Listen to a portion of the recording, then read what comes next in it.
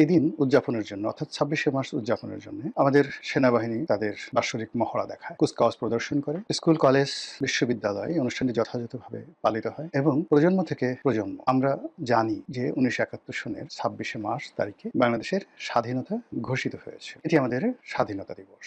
এখন এই স্বাধীনতা দিবসের প্রেক্ষাপট এটি নিয়ে আসলে আমরা খুব অল্প মানুষই চিন্তা ভাবনা করি। যারা ইতিহাসের ছাত্র তারা পড়েন, জানেন, কিন্তু মানুষের হৃদয়ের মধ্যে এই যে ২৬শে মার্চ, এটার যে ভাব, এটার যে গাম্ভীর্য আর এটার প্রেক্ষিতে দেশপ্রেম তৈরি হওয়া, আর ২৬শে মার্চকে কেন্দ্র করে যে একটা মহান মুক্তিযুদ্ধ হলো, সেই মুক্তিযুদ্ধের যে অবিসংবাদিত নেতা বঙ্গবন্ধু শেখ মুজিবুর রহমান, এই মুক্তিযুদ্ধের রণাঙ্গনে যারা অস্ত্র হাতে লড়াই করেছেন, মহান মুক্তিযোদ্ধা যারা জীবিত আছেন, বীরত্বের সঙ্গে যারা লড়াই করেছেন, আর যুদ্ধ করতে করতে অনেকে বীর শ্রেষ্ঠ হয়ে গেছেন, নিহত হয়েছেন, শহীদ হয়েছেন, অনেক আত্মাহুতি দিয়েছেন, শহীদের তালিকায় তাদের নাম আছে বা অনেকের নামও আমরা জানি। বলা হয়ে থাকে এই যুদ্ধে ৩০ লাখ লোক শহীদ হয়েছেন, ২ লক্ষ মা বোন ইজ্জত হারিয়েছেন মাত্র ৯ মাসের নির্মম হত্যাকাণ্ডের মাধ্যমে। এই হৃদয় বিদারক দৃশ্য এখনো আমাদের চোখে ফুটে ওঠে যখন আমরা পটুয়া কামরুল হাসানের যে চিত্রগুলো আমরা দেখি। ১৯৭১ সনে আমরা যখন সাইমন ড্রিং এর যে ছবিগুলো, কাহিনীগুলো আমরা আন্তর্জাতিক গণমাধ্যমে দেখি, জহির রায়হানের যে চলচ্চিত্রগুলো, স্টপ জেনোসাইড, এই ডকুমেন্টারিগুলো আমরা যখন দেখি, পরবর্তীতে যখন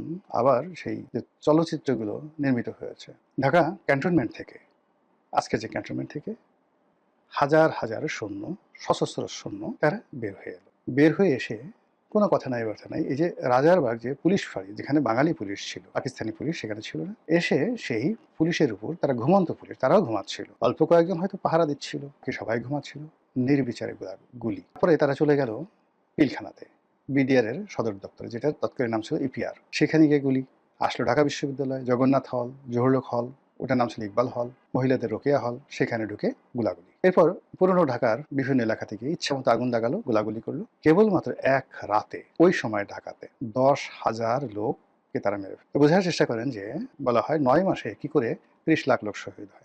আরে বাবা, ১ ঘন্টা পাকিস্তান সেনাবাহিনী মাত্র ১ থেকে ১.৫ ঘন্টা ৩টে স্পটে, ৪টে স্পটে একসঙ্গে অপারেশন চালিয়ে ১ থেকে ১.৫ ঘন্টা ১০,০০০ লোককে মেরে ফেলেছে। ১ ঘন্টায় যদি তারা ১০,০০০ লোক মারতে পারে, ৩০ লাখ লোক মারতে তাদের ৯ মাসে খুব বেশি সময় লাগে? এই যে দেখেন, এতদিন যাবৎ দুটো পরাশক্তির যুদ্ধ হচ্ছে, ইরানের যুদ্ধ হচ্ছে আর ইসরায়েল এবং আমেরিকার যুদ্ধ। এখনো পর্যন্ত এই যুদ্ধে মৃতের সংখ্যা, ইরানে তারা বলছে সরকারিভাবে ১৫০০ মারা গেছে, আর ইসরায়েলও এরকম হয়তো ১৪০০-১৫০০ মারা গেছে। এত কিছুর পরেও কিন্তু এই ২৫শে মার্চ তারিখে ওইভাবে কোনো ভবনের উপর বোমা পড়েনি, ওইভাবে কোনো গ্রেনেড হামলা হয়নি, ওইভাবে কোনো মিসাইল আসেনি, কিন্তু ডাইরেক্ট ব্রাশ ফায়ার করে স্পট ডেথ ১০,০০০ লোককে মেরে পাশাপাশি একটু সাজিয়ে রেখে একবার একটু মনে মস্তিষ্কে চিন্তা করেন তো যে পাকিস্তানি হানাদার বাহিনী কতটা নির্মম, কতটা পাষণ্ড, কতটা জঘন্য হলে এই কাজ করতে পারে। এবং তখনকার যে রাজনৈতিক নেতৃত্ব, তাদের প্রস্তুতি ছিল, এর কারণ হলো তারা ১৯৫২ সন থেকে প্রস্তুতি নিচ্ছে। বাঙালি জাতির অবিসংবাদিত নেতা বঙ্গবন্ধু শেখ মুজিবুর রহমান, যাকে বলা হয় রাজনীতির মহাকবি, যাকে বলা হয় রাজনীতির হ্যামিলনের বাঁশিওয়ালা, যাকে বলা হয় সেই লড়াই সংগ্রাম আন্দোলনের ধ্রুপদী, ক্লাসিক্যাল মিউজিশিয়ান, সঙ্গীতজ্ঞ, তিনি যখন দাঁড়ান বা মঞ্চে দাঁড়াতেন, তখন সেখানে মনে হতো যেন একটি চিত্রপট আঁকা হয়ে গেছে। তিনি যখন হাঁটতেন মনে হতো পৃথিবীর সবচেয়ে আকর্ষণীয় মানুষটি হাঁটছে। তিনি যখন কথা বলতেন মনে হতো সঙ্গীতের সুর মূর্ছনা, রাজনীতির সঙ্গীতের সুর মূর্ছনার সঙ্গে অগ্নি যুক্ত হয়ে, আগুন যুক্ত হয়ে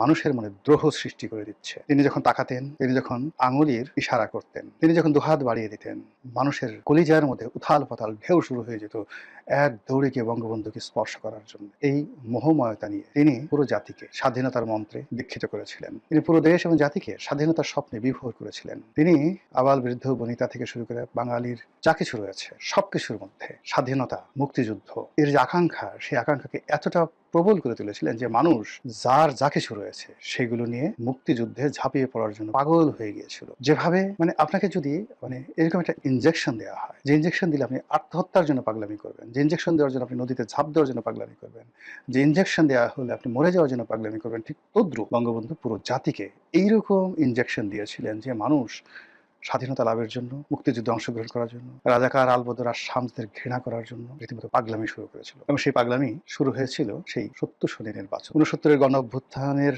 যে স্পিরিট, এই স্পিরিটে যে ৭০-এর সাধারণ নির্বাচন, সেই নির্বাচনে সংখ্যাগরিষ্ঠতা পেলেন, বিপুল সংখ্যাগরিষ্ঠতা, পাকিস্তানের প্রধানমন্ত্রী হয়ে যাবেন। যখন তার সঙ্গে মুনাফিকি করা হলো, বেইমানি করা হলো, আওয়ামী লীগের হাতে ক্ষমতা হস্তান্তরে গড়িমসি করা হলো, মানুষ গর্জে উঠল। এবং সেই গর্জন এমন গর্জন হয়ে গেল যে পাকিস্তানের সামরিক জান্তা ইয়াহিয়ার পক্ষে সেটা নিয়ন্ত্রণ করা সম্ভব ছিল না। তারা বুঝলো এ জাতির যে দিকপাল বঙ্গবন্ধু, একে যদি দুনিয়া থেকে সরানো যায় তাহলে হয়তো তারা বাঁচতে পারবে। আর এই বুদ্ধিটা, দুষ্টু বুদ্ধিটা আসছিল আইয়ুব খানের মাথায়। তিনি আগরতলা ষড়যন্ত্র মামলা রুজু করলেন, অ্যারেস্ট করলেন, তাকে ক্যান্টনমেন্টে তাকে বন্দী করলেন, বিচার চলছিল। তিনি যখন ফাঁসির মঞ্চে যাওয়ার জন্য প্রস্তুতি নিচ্ছিলেন, ঠিক সেই সময় তাকে উদ্ধার করার জন্য, তার মুক্তির জন্য এই রাজপথ প্রকম্পিত হল। আর সেই প্রকম্পনে একটা গণ অভ্যুত্থান হয়ে গেল, এবং সেই গণ অভ্যুত্থানে 10 বছরের স্বৈরশাসন এবং স্বৈরশাসক উভয়ের পতন হলো। নতুন স্বৈরশাসক এলো ইয়াহিয়া খান। তিনি একটি নির্বাচন দিতে বাধ্য হলেন। কিন্তু ওই যে নির্বাচনের পর এটা রীতিমতো পাকিস্তানের প্রধানমন্ত্রী হয়ে যাচ্ছে, এবং বঙ্গবন্ধুর মতো মানুষ যদি পাকিস্তানের প্রধানমন্ত্রী হয়, তার যে বজ্রকণ্ঠ, তার যে সাহস, তার যে শক্তি, তার যে জনসমর্থন তছনছ হয়ে যাবে সবকিছু। তার প্রেক্ষিতে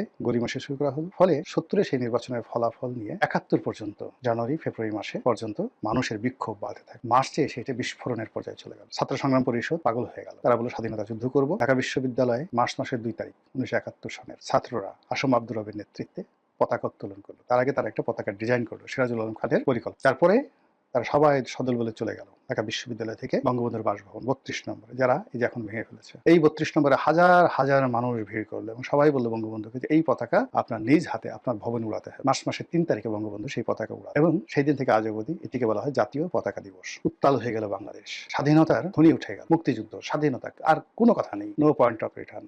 এরপর এলো 7ই মার্চ। 7ই মার্চ বঙ্গবন্ধু যে ভাষণ দিলেন, ইটস এ ম্যাগনা কার্টা, রাজনীতির ম্যাগনা কার্টা, রাজনীতির মহাভারত, রাজনীতির ইলিয়াড অডিসি, রাজনীতির শাহনামা। পাকিস্তান কাঁপা শুরু করল, ট্রাম্বলিং উইথ ফিয়ার।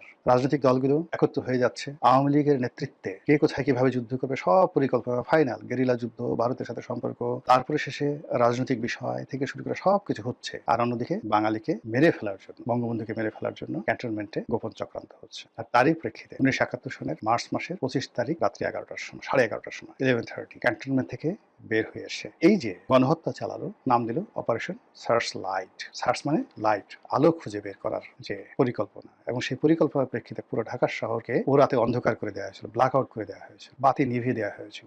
ওই যে পাকিস্তান রাজাকার আলবদরদের যে আবাসভূমি, এই পৃথিবীর সমস্ত আলো নিভিয়ে দিয়ে তারা বুলেটের আগুন ছুঁড়েছিল, তারা বন্দুকের আগুন জ্বালিয়ে দিয়েছে, তারা বোমার আগুন জ্বালিয়ে দিয়েছিল, মানুষের রক্তের হোলি খেলা শুরু করেছিল, এবং আহত এবং আর্ত এবং নিহতদের যে কান্না, স্বজনদের কান্না, আর্তচিৎকার, এটাকে তারা উৎসবে পরিণত করেছিল। এই নির্মমতার প্রেক্ষিতে 26 তারিখেই বাঙালি ঝাঁপিয়ে পড়েছিল মুক্তিযুদ্ধে। রাজনৈতিক নেতৃত্ব 27 তারিখে, 26 তারিখে মুক্তিযুদ্ধের এই প্রস্তুতি তারা শুরু করে, এবং সেই অনুযায়ী তারা সব ব্যবস্থা নেয়। এর সঙ্গে 27 তারিখে বেশ কয়েকটি ক্যান্টনমেন্টে বাঙালি কর্মকর্তা যারা আছেন তারা বিদ্রোহ করেন। তার মধ্যে 27 তারিখে কালুরঘাট থেকে শহীদ প্রেসিডেন্ট জিয়াউর রহমানের যে সে ঐতিহাসিক উই রিভোল্ট, এটা দিয়ে যে শুরু হলো,